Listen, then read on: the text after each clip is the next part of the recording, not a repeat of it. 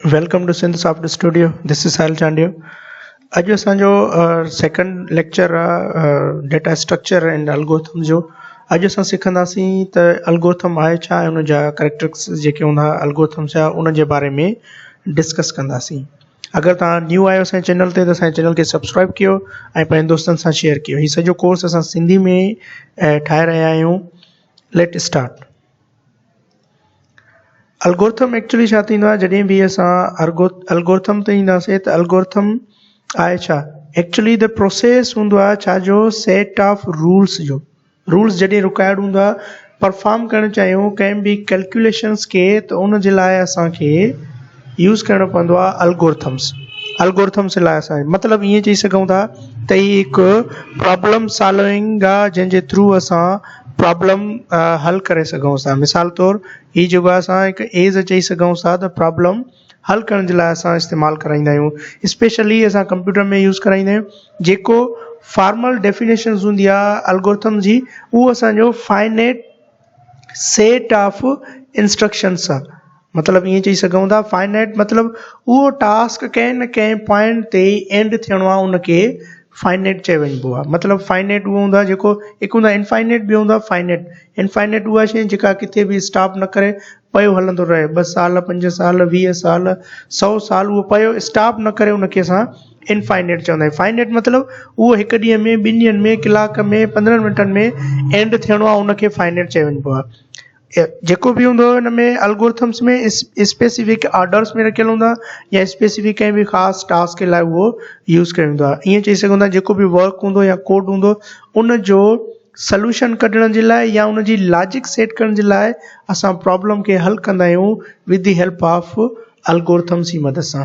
उहो असां ॿिनि तरीक़नि सां करे सघूं था, फ्लो चार्ट जी मदद सां बि करे सघूं था या असां सूडो कोड जी मदद सां बि करे सघूं था।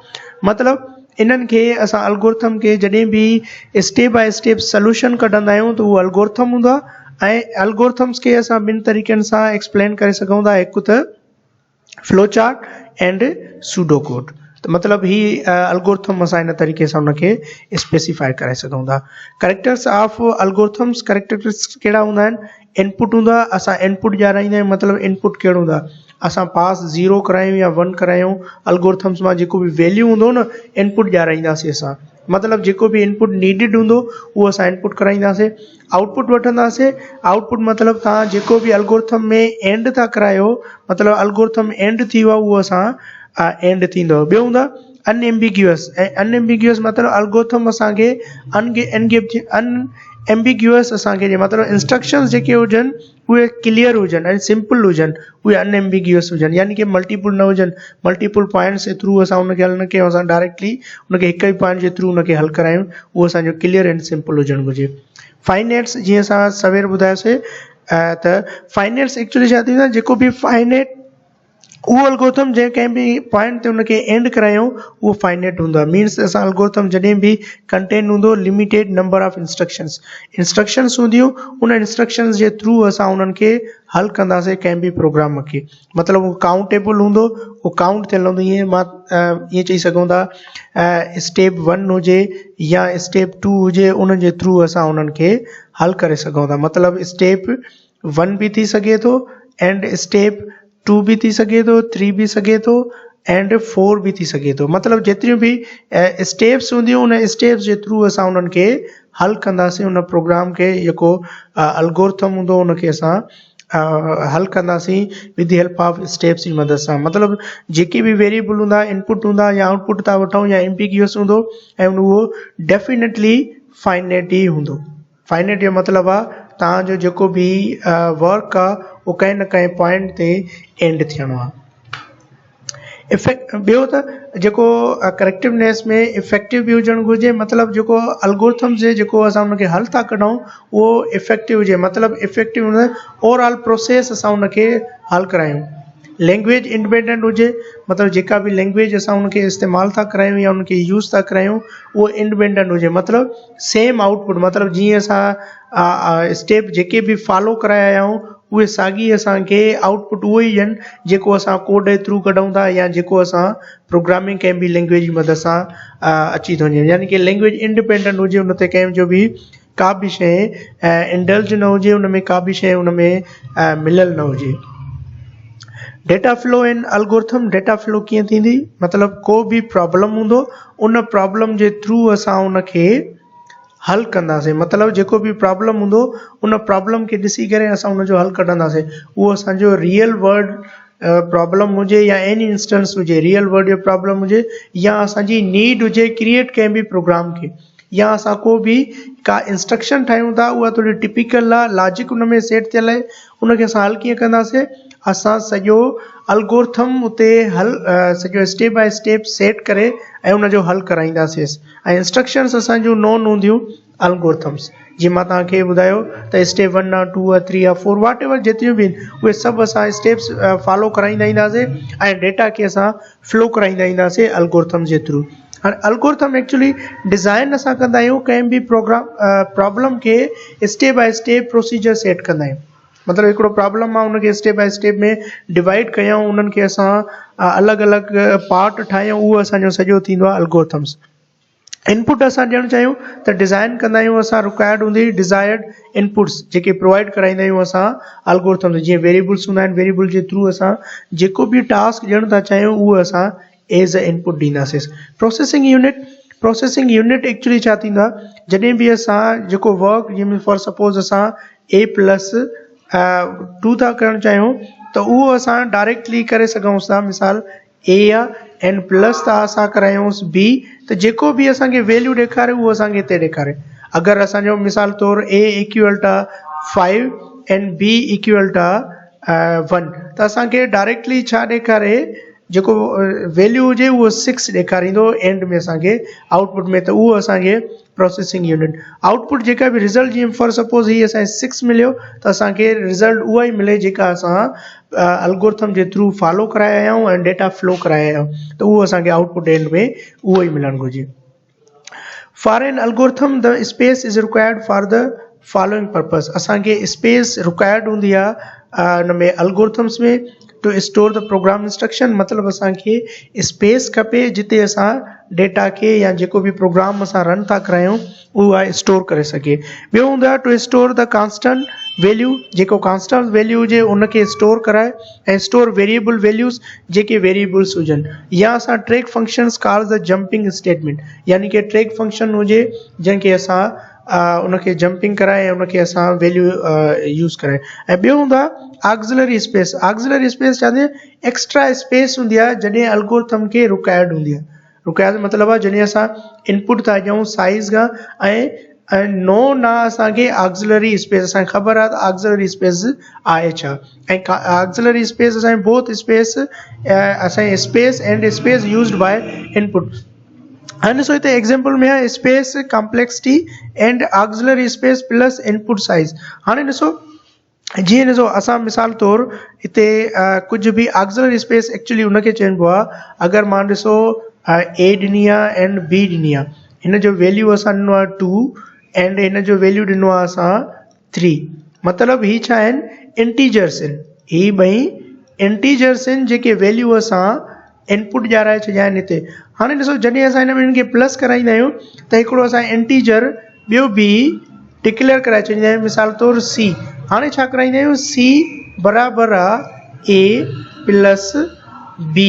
हाणे वैल्यू छा थी वियो, जेको ही C आहे न, हीअ असांजो एज़ अ ऑक्सिलरी स्पेस ठही आहे, छो त ही एक्स्ट्रा जेका स्पेस असांखे ज़रूरत हूंदी आहे असां उन जी मदद सां उनखे प्लस कराए छॾींदा आहियूं।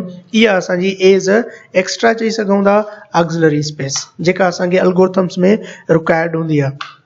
अच्छा, फॉलोइंग टाइप्स आहिनि जेके एल्गोरिथम्स या उन में ॾिसोसि, ईअं चई सघूं था सर्च एल्गोरिथम आहे, सॉर्ट एल्गोरिथम आहे, लीनियर सर्च एल्गोरिथम आहे या बाइनरी सर्च एल्गोरिथम आहे। कुझु टाइप्स ॿिया बि एल्गोरिथम्स आहिनि जेके असां बाद में डिस्कस कंदासीं, बट हेयर असां सिर्फ़ु हिते ई डिस्कस कंदासीं हिननि चइनी खे। जीअं सॉर्टिंग में असांजो थी वियो, सर्चिंग में बि थी वियो असांजो, सॉर्टिंग में जीअं असांजो बबल सॉर्ट थी वियो, क्विक सॉर्ट थी वियो, लीनियर सर्च असांजो थी वियो, या असांजो नन लीनियर थी वियो, या बाइनरी सर्च थी वियो, इहे असां डिस्कस।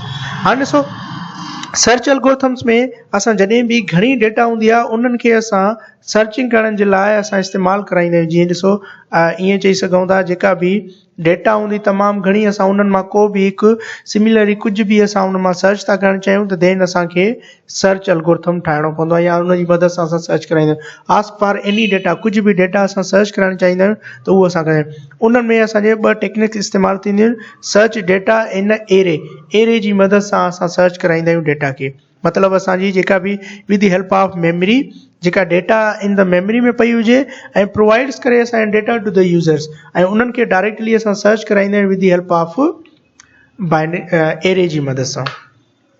लीनियर सर्च, लीनियर मतिलबु तव्हां डायरेक्टली सीक्वेंशियली तव्हां उनखे सर्च कराए सघो था। जीअं ॾिसो बाइनरी आहे, बाइनरी जी मदद सां असां एरे असां इस्तेमालु कराईंदा आहियूं। रिक्वायर्ड एलिमेंट हूंदा असां उन्हनि खे फाइंड कराईंदा आहियूं। मिसाल तौरु जीअं असां ईअं चई सघूं था त जेको बि वैल्यू हुजे उन्हनि खे असां फाइंड था कराइणु चाहियूं। जीअं मिसाल तौरु ॾिसो हिकु असांजो एरे ठहियलु हूंदा ऐं उन्हनि में असांजी वैल्यूज़ रखियल हूंदा आहिनि। मिसाल तौरु 1 आहे, 2 आहे, 3 आहे एंड 4 आहे। हीअ छा आहिनि? एलिमेंट्स आहिनि। ऐं हिन जो इंडेक्स 0 आहे, 1 आहे, 2 आहे एंड 3 आहे। असां कंहिं बि वैल्यू खे फाइंड था करणु चाहियूं देन असां with the help of indexing जी मदद सां ई फाइंड कराईंदा। अगरि फॉर सपोज़ मां थो चवां त मूंखे ही एरे नंबर जेको 1 आहे, मतिलबु इंडेक्स 1 आहे, जेको स्पेस आहे जेका 2 आहे, इहा मूंखे फाइंड करणी आहे त देन मां लीनियर सर्च डायरेक्टली उन ते उन जेको वैल्यू हूंदो उनखे मां डायरेक्टली फाइंड आउट करे सघांसि थो ऐं रिटर्न जेको बि वैल्यू हूंदो मां उन जी मदद सां रिटर्न कराए सघां थो, यानी कि फाइंड कराए सघांसि थो। यानी कि असां ईअं algorithm can be implemented on the unsorted list. Unsorted list हुजे उनखे बि असां डायरेक्टली फाइंड आउट करे सघूं था। बाइनरी सर्च सिंपलेस्ट एल्गोरिथम आहे एज़ कम्पेयर टू जेके ॿिया हूंदा आहिनि उन्हनि खां वधीक सिंपलेस्ट हूंदो आहे एल्गोरिथम। कहिड़ो? Binary search. एलिमेंट जेको हूंदो आहे असां एवरी क्विकली असांखे फाइंड आउट कराए ॾींदो आहे बाइनरी सर्च वारो। जेको सर्च कराईंदो एलिमेंट्स असां फ्रॉम द सॉर्टेड लिस्ट, माना हिते असांखे सॉर्टेड लिस्ट हूंदो बाइनरी, ऐं जेको लीनियर सर्च हूंदो आहे अनसॉर्ट जेको हूंदो आहे डेटा उन्हनि मां असां फाइंड कराईंदा आहियूं with the help of array जी मदद सां। ऐं लाइक वाइज़ असां एलिमेंट्स जेको बि स्टोर थियल हूंदो सीक्वेंशियल साइज़ स्टोर थियल हूंदो। मिसाल तौरु असां ईअं चई सघूं था जेकी बि डेटा आहे, जीअं असां हेॾे लास्ट हेॾे एग्जाम्पल ॾिनोसीं त हीअ जेको वैल्यू आहे असांजो सॉर्टेड थियल आहिनि।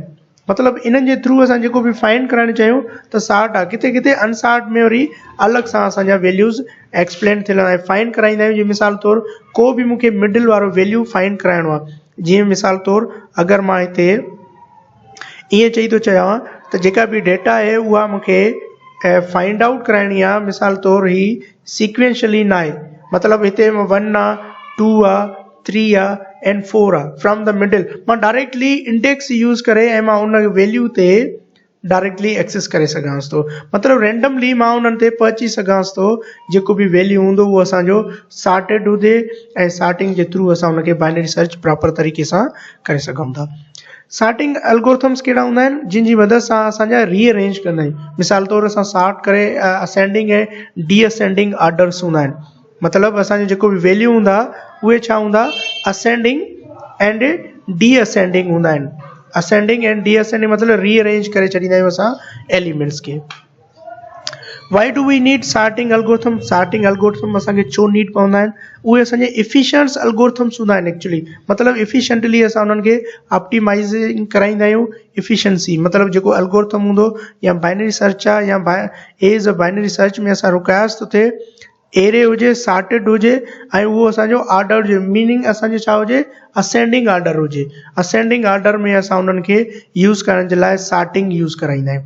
मतिलबु असांजी ह्यूमन रीडेबल प्रॉपर हुजे, ईअं न हुजे त असांजी वैल्यू किथे किथे अलॻि अलॻि सां पई हुजे तॾहिं असांखे उहा प्रॉपर तरीक़े सां यूज़ थिए।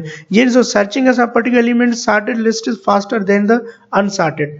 अनसॉर्टेड खां वधीक फास्टर हूंदो आहे सॉर्ट वारो थियल। जेको अनसॉर्टेड हूंदो आहे उहो असांखे थोरो टिपिकल हूंदो आहे, उन में थोरी टाइमिंग लॻंदी आहे उनखे सर्च करण जे लाइ।